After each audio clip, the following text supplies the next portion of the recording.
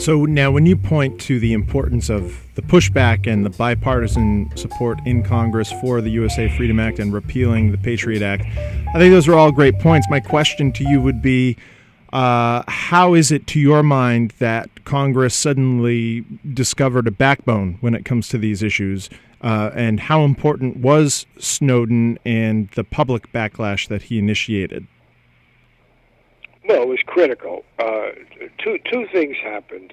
One, Snowden really, people said, why did Snowden do this and why did he do that? The question I put always is, if there were 1 million people, as I understand it, upwards of 1 million people, had the same level of clearance as Snowden, not the same specific access, but what he revealed was not the highest level of classification. What General Petraeus revealed to his mistress was on a much higher level of classification. That was what conversations with the President of the United States, very critical importance. But nonetheless, what Snowden revealed was known to a large number of people. The question should, first of all, not be why did Snowden do it. The question should be why didn't everyone else reveal it? If the government is breaking the law, if the government is violating the Constitution, if the government is betraying our freedom, you would think that any citizen in the spirit of the founders of this republic would have an obligation to blow the whistle on people who are destroying the Constitution and let the rest of us know about it. Because if we're not an informed public, we're not in a position to check our leaders and their power, okay? So that's the first thing. And then Snowden, Hillary Clinton, in one of her more idiotic statements, said, why did he have to go to China or Russia, or why couldn't he just use... There are no channels for whistleblowers who are contractors, which is what he was. He was working for Booz Allen.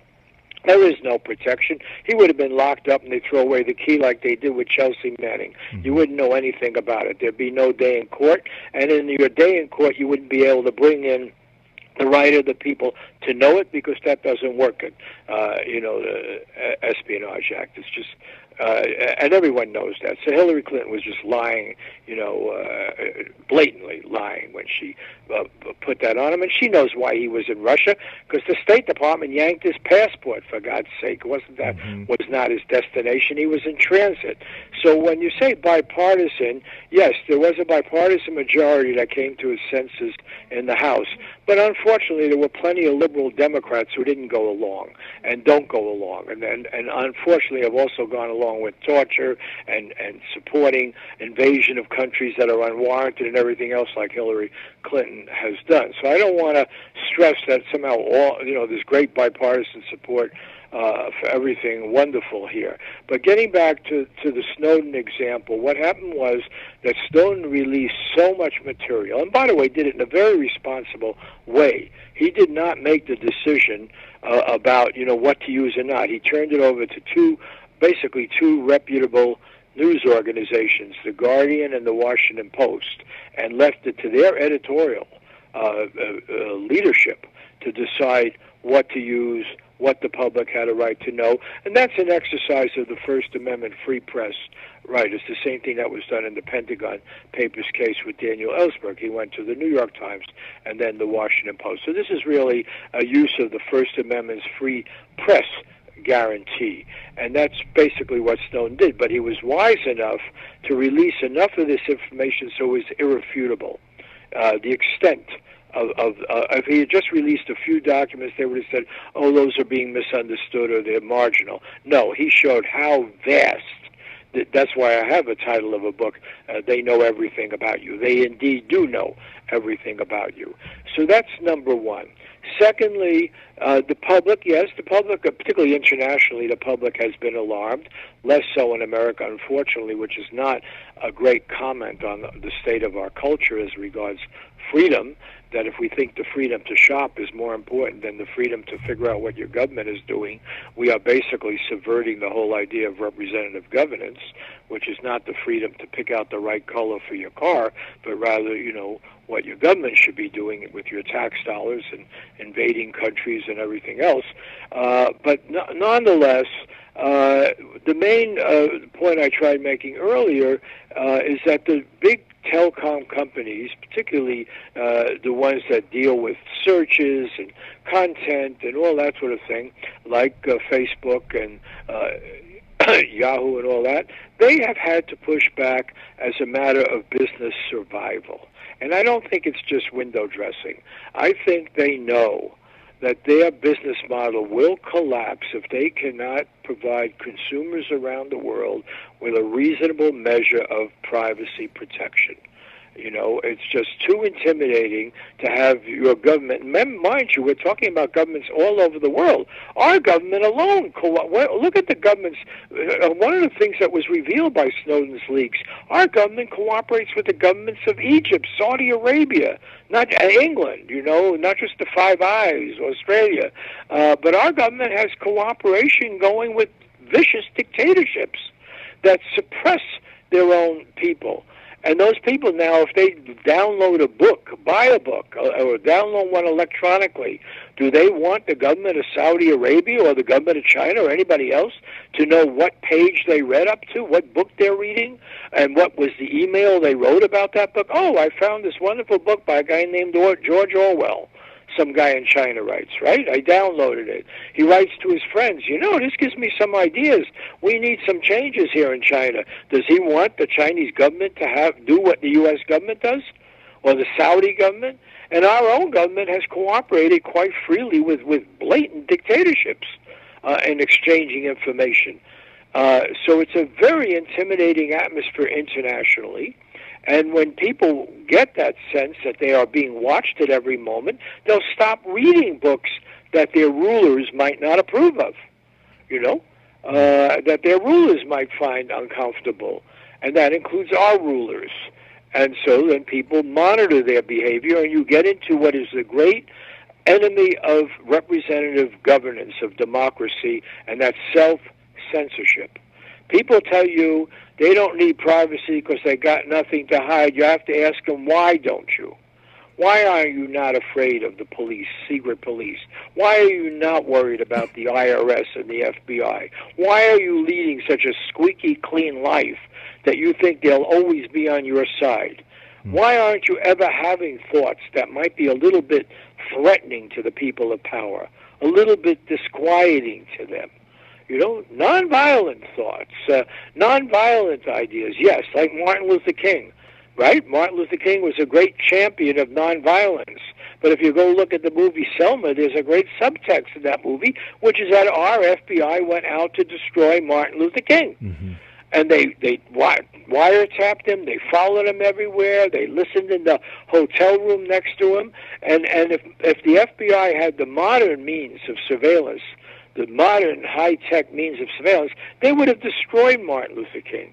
They were trying to drive him to suicide. Well, you can do that with anybody. Look at the public officials that have been entrapped, like Elliot Spitzer, who was so effective at going against the banks in New York and everything, and became governor of New York, and then they find he was off with some prostitutes. Oh, like the first politician to ever be with a prostitute. But his career was destroyed, totally destroyed. And so the power of government to use their tax power, the IRS, the FBI, all of these agencies, and find out your most, intimate thoughts and what you write to people, and then to frame you, to make stuff up, to selectively, he watched 50 Shades of Grey, and then he read Lady Chatterley's Lover, and then he sent a note to someone, and boom, you destroy someone.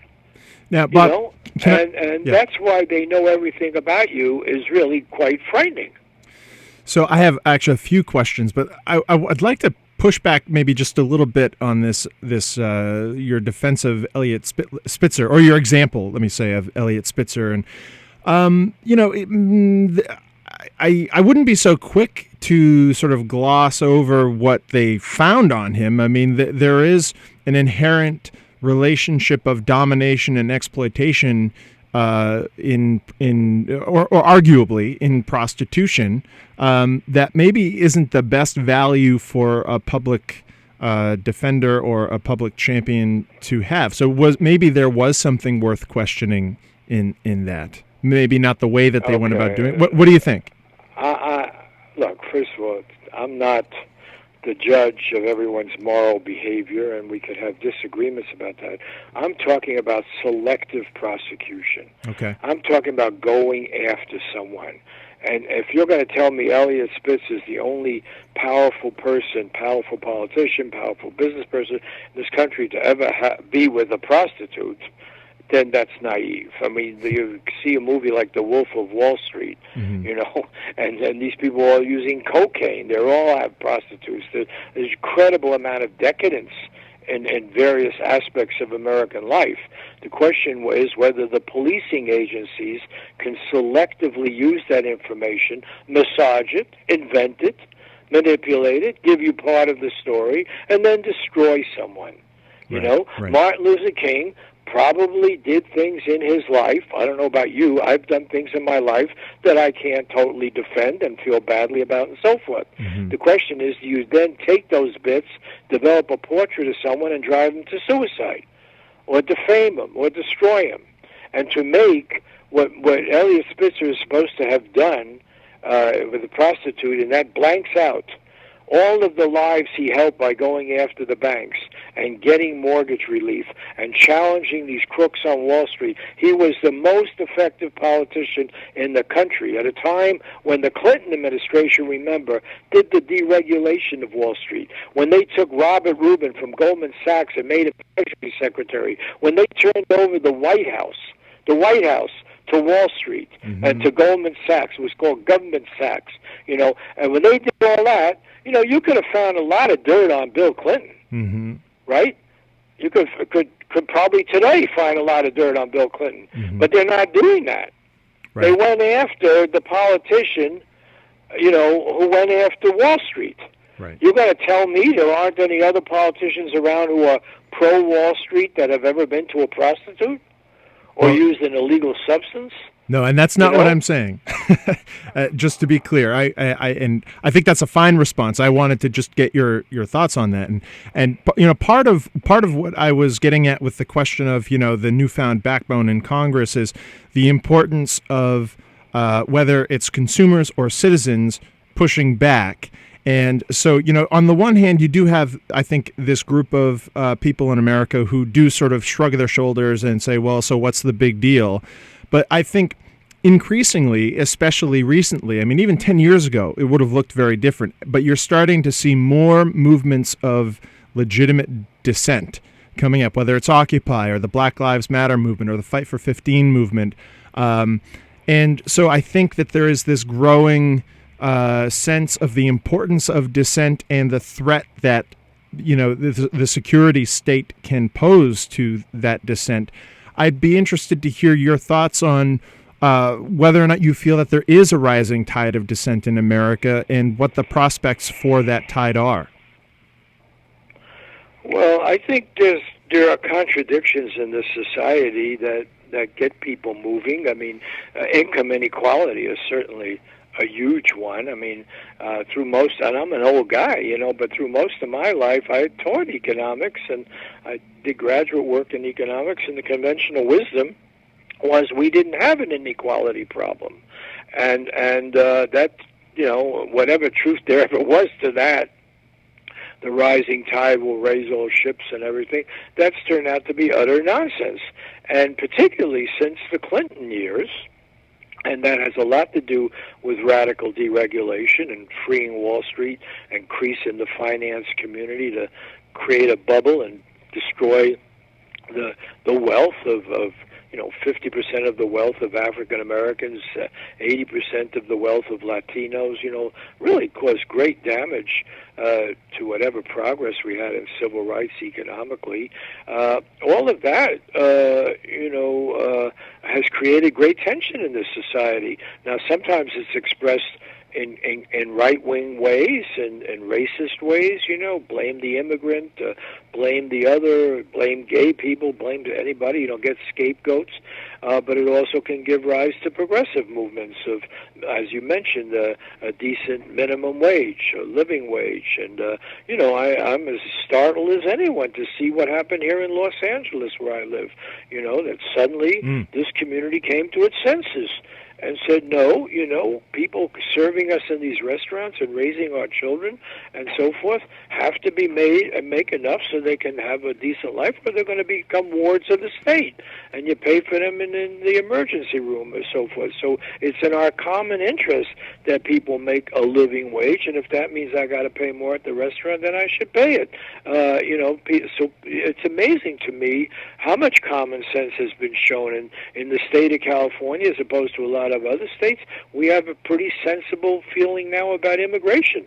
We went from having 187, a terrible proposition that was going to deny undocumented people access to schools and be quite brutal, and now we have a change of heart in the most populous state where we recognize we need immigrants, and what we want to do is give them legal certainty and give them a path to citizenship. That's, I would say, a majority sentiment, at least in this state, and that's, again, coming to your senses.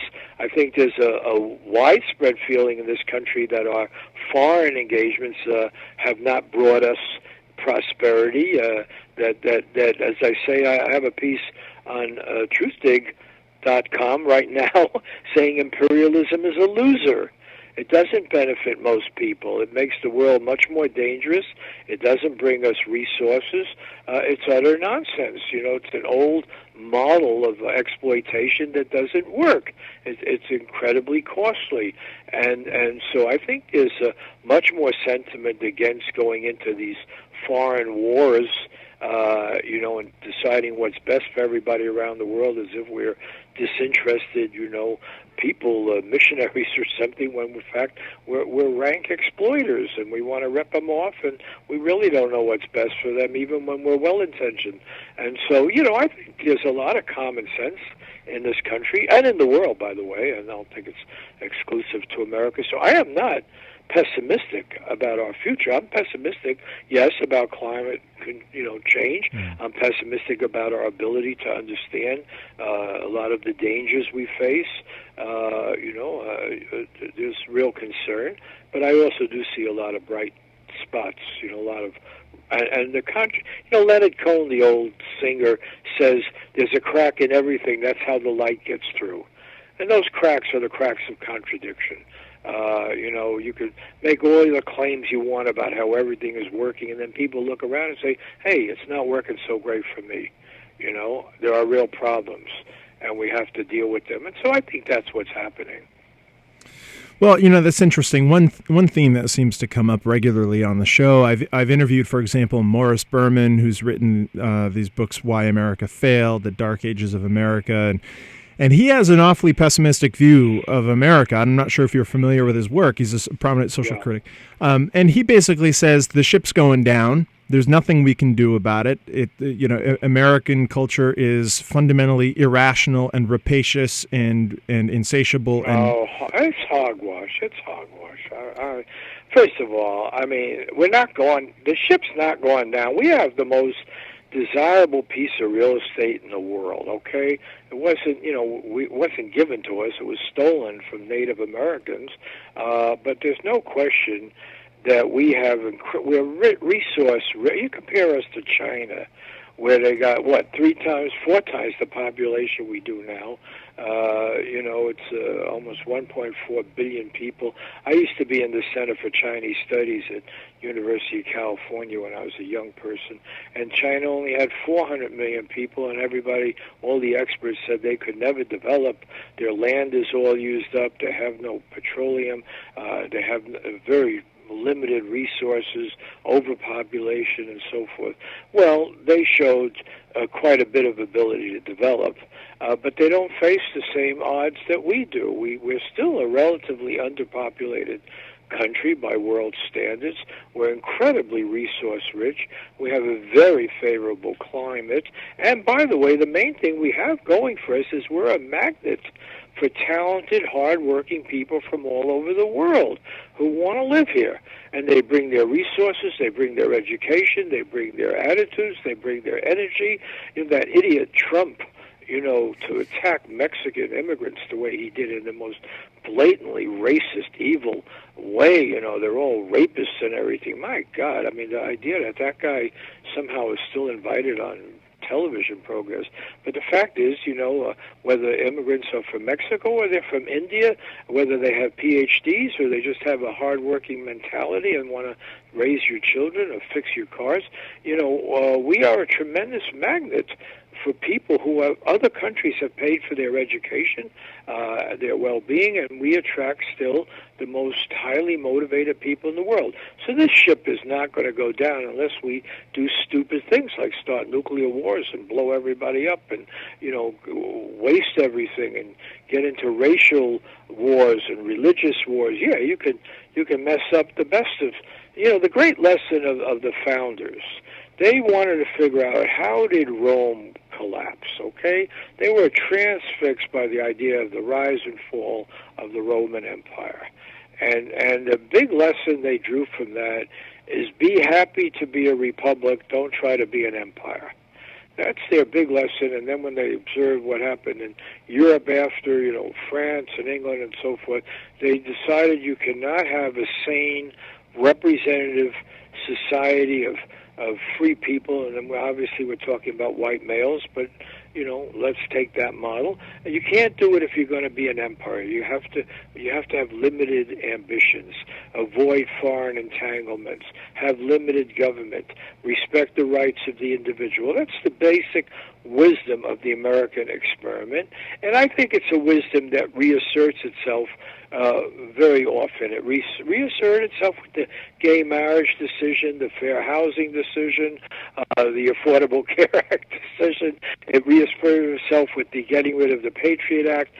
There is a reservoir of sanity and good intention in the American people. It's why you, a school teacher, care to do this radio program. I'm sure you're not making big bucks.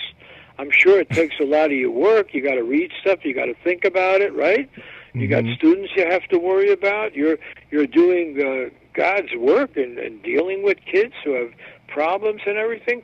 So, why are you doing it? Because somehow you, a product of our culture, I don't know anything about you other than that, but you're a product of this culture, so am I. I'm a product of immigrants who had nothing and were garment workers. I went through public schools and everything, and we want to give back something to our society. We care. We don't want to go live on some island somewhere. I'm old enough I could take my retirement and go live, some quiet, calm place somewhere in the world. I don't want to do that. We love the country. We care about it. We care about its future, and we're not alone. There are Edward Snowdens, Chelsea Mannings, Glenn Greenwald. There's a lot of people out there, the people who are pushing back, in Charleston. And, look at the changes that come back in the South just recently, the whole battle over the Confederate flag. I remember going through the South in 1960, the old segregated South. And you look at the South now, it's really undergoing an enormous change. I think the pessimists are self-indulgent. It's a shtick, and I don't respect it. I really don't. It's not the same as saying we have big problems like a Ralph Nader does, and calling attention, Chris Hedges, other people that we publish on Truthdig. I'm not for Pollyannish view that we don't have problems. We have huge problems. We have a corporatized culture in which freedom is being destroyed. I understand all that. We have racism persisting. We can be narrow-minded, and in the best of societies, you can scapegoat people. Look what happened to Germany. The greatest example of modern madness did not come in the Muslim world. It didn't come from interpretation of Muhammad. It came in a Christian country, the most educated, the most scientifically oriented, the most developed, Germany. Half of my family was from Germany. I had relatives there. I've gone back to visit them. How did the best educated people in the world with the highest level of science go off and follow some funny little dictator into madness? and kill so many people. You know why? Because they went for scapegoats. They went for the cheap answer. They indulged anti-Semitism and racism. They copped out. They lost their sanity. Yeah, that could happen here. Mm-hmm. That could happen in any society, yes. That's why we favor limited government. That's why we want a First Amendment. That's why we want a dissent. That's why we want to resist. So we can challenge the bigots, the proto-fascists, the people who would sell out their mother for a buck. We want to challenge them. Yeah, that's why we're doing this interview right now, right? Neither of us are getting any money out of this, right? No. No. And okay. Yeah. So why are we doing it? And we're not alone. We're not such special people. I'm going to run into a lot of people today that do the same thing in their daily lives. They try to do the right thing. They try to do the right thing by their families, by their neighbors, by the people that they work with. My brother-in-law, he just came home. He works in the post office at night. He's in there in that post office talking to the people he works with and, what's the conditions here and how can we improve it better and, all that stuff, and he treats the people he works with as having brains that are equivalent to the rest of the brains you run into and capable of comprehending their society, and you can, you do that. I don't know. That's why I've liked journalism. Mm-hmm. It's not just that I got to talk to the elite. It's that I got dropped into a lot of places in this country and found, hey, there's people every bit as smarter than I am, and they get it. They just have to, they don't have quite the time. I have to read a lot of stuff and think about a lot of stuff, but, they're not lacking in brain power.